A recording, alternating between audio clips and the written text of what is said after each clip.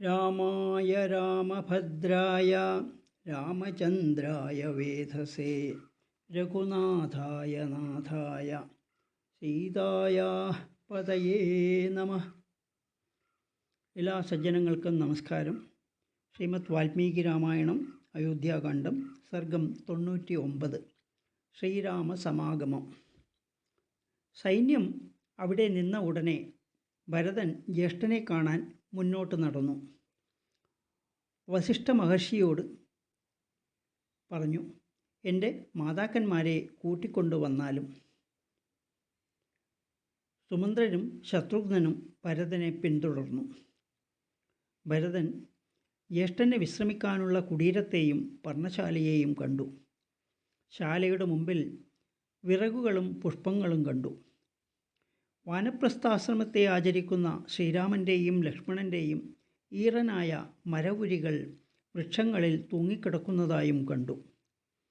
മാനുകളുടെയും പോത്തുകളുടെയും ചാണകം കൊണ്ടുണ്ടാക്കിയ വരട്ടികൾ കൂട്ടിവച്ചിരിക്കുന്നതായിട്ട് കണ്ടു. ഭരതൻ പറഞ്ഞു, ഭരദ്വാജ മഹർഷി പറഞ്ഞ സ്ഥലത്ത് നാം എത്തിക്കഴിഞ്ഞു. മന്ദാകിനി നദി അടുത്തുതന്നെയാണ് എന്ന് ഞാൻ വിചാരിക്കുന്നു. മരങ്ങളിൽ വെട്ടടയാളങ്ങൾ ആഴത്തിൽ കാണാനുണ്ട്. ലക്ഷ്മണൻ വഴി തെറ്റാതിരിക്കാൻ ചെയ്ത അടയാളങ്ങളായിരിക്കും ഇവ. കാട്ടിൽ അഗ്നിയുടെ പുക തിങ്ങിയതായി കാണപ്പെടുന്നു.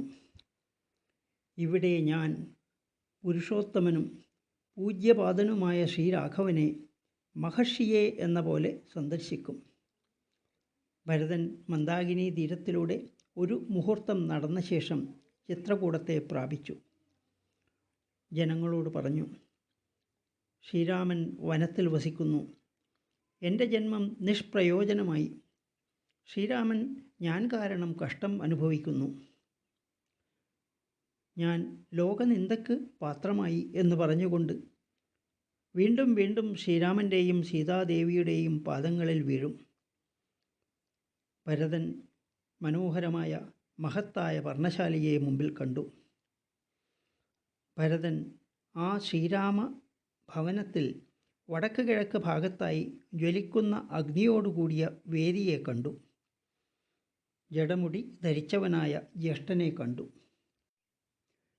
മാൻതോൽ ധരിച്ചവനും മരവുരി ഉടുത്തവനും മഹാബാഹുവും ഭൂമിക്ക് രക്ഷകനും ധർമ്മനിഷ്ഠനും ബ്രഹ്മാവിനെപ്പോലെ നാശമില്ലാത്തവനുമായ ശ്രീരാമനെ ദർഭവിരിപ്പിൽ തറയിൽ ഇരിക്കുന്നവനായി കണ്ടു.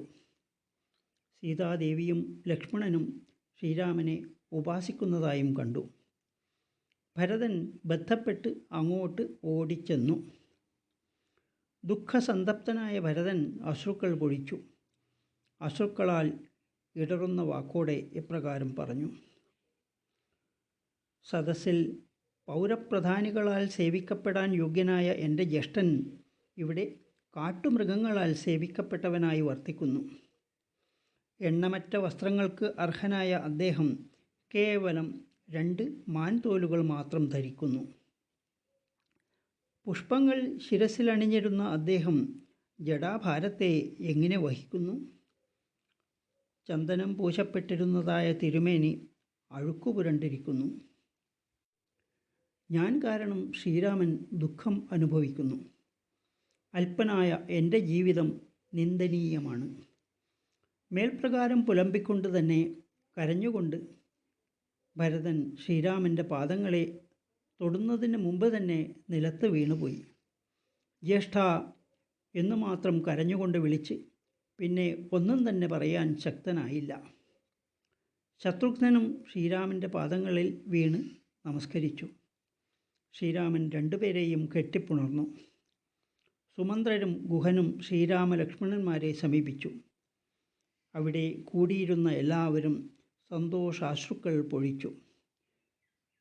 99-ാം സർഗം ഇവിടെ അവസാനിച്ചു. ജാനകീകാന്തസ്മരണം ജയ ജയ രാമ രാമ.